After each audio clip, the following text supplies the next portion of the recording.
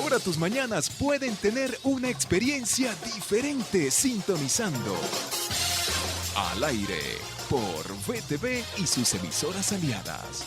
7 de la mañana, 28 minutos y estamos de vuelta con ustedes. Le damos la bienvenida, los buenos días a Edinson Arciniega, sociólogo y presidente del Centro de Estudios Alimenticios. ¿Cómo está? Bienvenido. Gusto, amigos míos, estar con ustedes. Hola, hola, Venezuela. Hola, hola, Venezuela. Ese es el saludo. Edinson, que además qué agradable poder compartir con ustedes, además revisar este primer semestre. Que no se ha terminado. 2022. No, estamos en pleno, sí, finalizando este primer semestre, pero sí permite hacer una revisión de cómo ha funcionado el sector alimenticio. El sistema alimentario venezolano registra los mejores indicadores en 5 años. Y probablemente, si cotejamos algunos datos, podríamos decir que es el mejor del año 2015. 7 años no habíamos tenido mejores indicadores. Este semestre. No quiere decir que estemos bien, pero estamos cerca del 80% del requerimiento alimentario. Ha habido un incremento cercano al 9% del consumo de proteínas, que es muy importante, fraccionado por el aumento del consumo del queso y del consumo del pollo. Inclusive vamos a cerrar el año, si las tendencias que se va registrando este semestre se sostiene, cercanos a los 12 kilogramos de carne per cápita en el país, lo cual nos ubicaría al doble del promedio de consumo global y muy cerca de lo que la Organización Mundial de la Salud y los nutricionistas suelen recomendar, que es 1 kilo de carne por mes. Es decir, ¿qué hace determinante esta recuperación? Estos Lo determinante de esta recuperación es el mantenimiento de la inercia de recuperación de la capacidad adquisitiva de los consumidores. Es una recuperación tímida, pero sostenida, en la cual los consumidores, por ejemplo, ya han empezado a superar la etapa en la que priorizaban solo el consumo calórico, los cereales, y han empezado a comprar un poco más de proteína. Ahora, es consono esta balance que usted dice con los anuncios que ha dado el presidente y, por supuesto, algunas opiniones de economistas internacionales. Sí, en efecto, Venezuela, en el caso del sector alimentario, que es lo que nosotros podemos opinar, podríamos cerrar este año con, dependiendo de lo que pase el segundo semestre, vamos a hablar de él, con cerca de 20% de crecimiento en el sector alimentario. Ahora, evaluando este semestre que no termina, pero evaluándolo, ¿cómo se proyecta para ese siguiente semestre? Mira, lo que pasa es que afuera de las fronteras de Venezuela hay una tormenta que puede ser la tormenta perfecta, peligrosa. Por un lado tenemos la crisis de los fertilizantes. Es probable que el 16% de la urea que estaba en el mercado del año pasado no esté presente este semestre. Tenemos casi la duplicación de los precios de la urea en el mercado internacional. Sin urea no fertilizamos, el nitrógeno para la agricultura. Tenemos un problema que eso se debe al conflicto entre Ucrania y Rusia fundamentalmente y a la paralización producto de transición a nuevos esquemas de responsabilidad ambiental de la industria petroquímica europea. Por el otro lado tenemos el problema del fosfato o del fósforo, que Marruecos ha contenido sus exportaciones.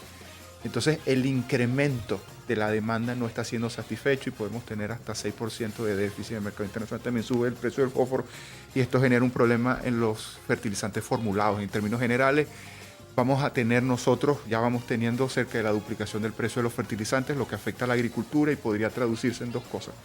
Que nuestros agricultores que han preparado muchísima tierra para este año no terminen sembrando todo lo que han preparado, que no tienen los fertilizantes suficientes, o que fertilicen con déficit por no tener acompañamiento agronómico adecuado y tengamos peores resultados. ¿Para que eso no ocurra? Para que eso no ocurra necesitamos una política urgente, creo que ya el Estado la está ejecutando, de compras masivas de fertilizantes en el exterior, para construir una reserva con al menos el requerimiento de 6 meses, y urgente, entre las urgencias, una gran alianza para la recuperación de las inversiones en Pequiven y en la industria del fertilizante nacional. Pequiven podría satisfacer las necesidades de fertilizante de Venezuela y del Caribe, pero lamentablemente hoy no estamos en esos niveles. Venezuela, ¿cómo afronta en estos momentos una situación como ese panorama que usted no...? Mira, si me permite te describo, son 7 crisis, Okay. pero ¿cómo está enfrentando? Lo segundo tenemos la crisis del contenedor. Los fletes se han encarecido entre 300 y 500%. 2/3 de la cadena de valor del alimento en Venezuela tienen componentes importados. Nosotros importamos tinta, nosotros importamos etiqueta, nosotros importamos el Tetra Pak para la leche de larga duración o los jugos, nosotros importamos parte de las resinas para producir el plástico, nosotros importamos parte del vidrio, nosotros importamos cartón, nosotros importamos los micronutrientes casi en su totalidad, las vitaminas y los minerales con que enriquecemos los alimentos o lo que le damos a nuestros animales. Eso es parte de nuestra cadena de valor, necesitamos una política en contingencia para que eso esté aquí o reactivar la industria nacional. Aquí hay un tema que todavía no termina de arrancar la industria del insumo nacional, hay que hacer una política enfocada en la reactivación de ella, y eso requiere generar confianza para la inversión. La tercera crisis es la crisis del combustible. El promedio del precio global del diésel está en $1.39. Aún a 0.50 el diésel venezolano sería el más barato de América Latina y el cuarto más barato del mundo. A 0.50. A 0.50. Pero aún así tenemos problemas, y yo tengo que decirlo, parte del problema de combustible que tenemos es que no hay. Venezuela está importando parte de los componentes de la producción de los combustibles, y producto del incremento de los precios es muy probable que hayan habido dificultades. Ahí hay que construir fundamentalmente de nuevo trabajo logístico para traer más y seguir la ruta de recuperación de las refinerías. Cuarto, tenemos la crisis climática. Hay dos grandes sequías tremendas, una en la costa oeste del Norteamérica que afecta desde México hasta Canadá. Eso, y también una gran sequía en la cuenca del río Paraná en el sur, entre Argentina, Paraguay, Uruguay y Brasil, que en este momento se está traduciendo en una caída de la disposición de soya global de 7%, eso, una caída de la disposición de leche del 7%, una caída de la disposición de carne cercana al 6%. Esto está elevando los precios. Nosotros importamos soya, por ejemplo, importábamos leche. Entonces, buena parte de lo que estamos viendo en incremento de precios en el mercado interno es producto de esta tormenta que está afuera, son productos de elementos exógenos a la economía nacional.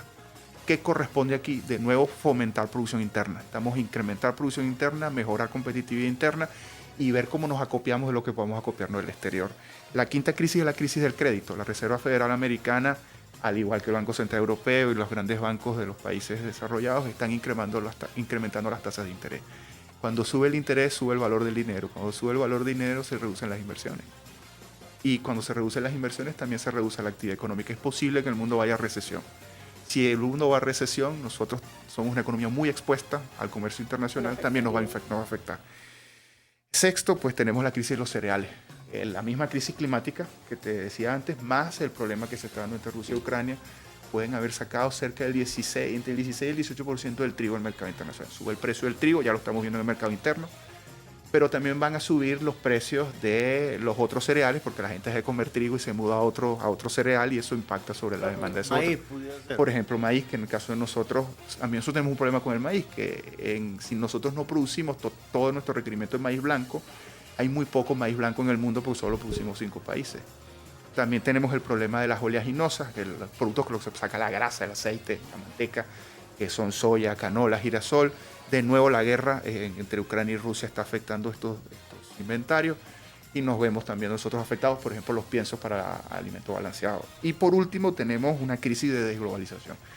Producto de estos conflictos que estamos viviendo y del contexto global, hay países que están construyendo reservas de alimentos para años. Por ejemplo, China está planteándose reservas para alimentos para 7 años. Si China hace eso, va a empujar al alza los precios de muchos productos, porque los chinos son muchos y tienen muchísima capacidad.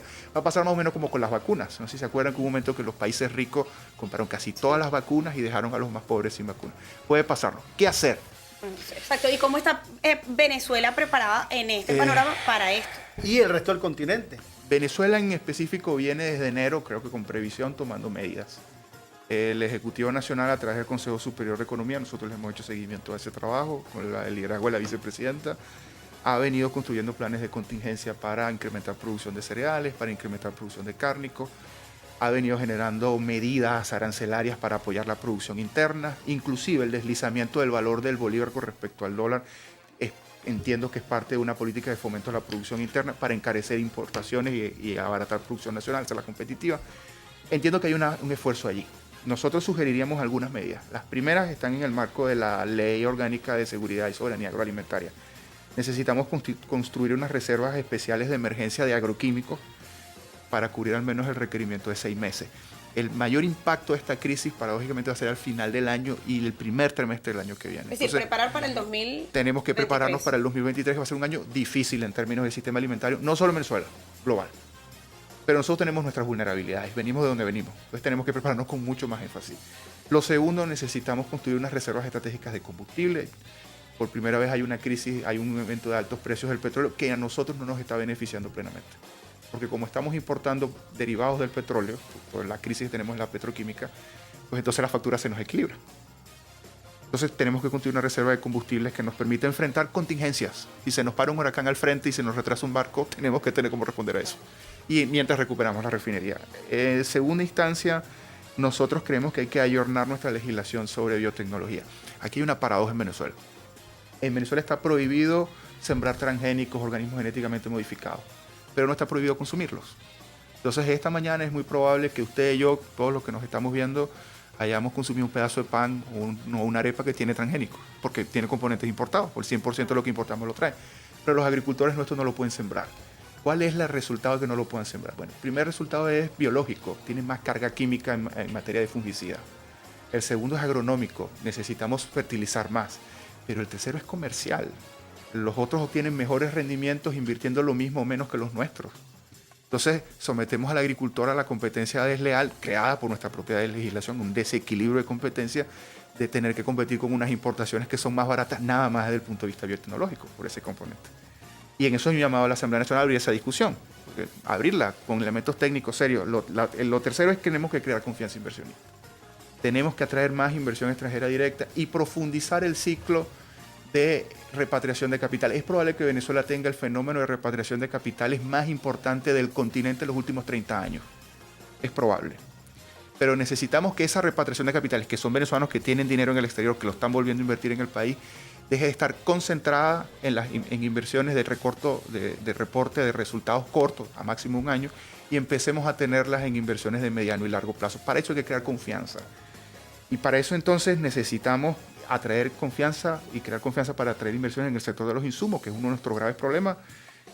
Inversiones en el sector primario, en la agricultura, en la ganadería, expandir la huella agrícola nuestra, que está resentida, que se ha contraído mucho, y apalancamiento de financiamiento. Prioridad, que Pequiven salga a la bolsa y veamos si la financiamos. Y por último, invertir en productividad. Y por último dejo el tema de la seguridad que lo...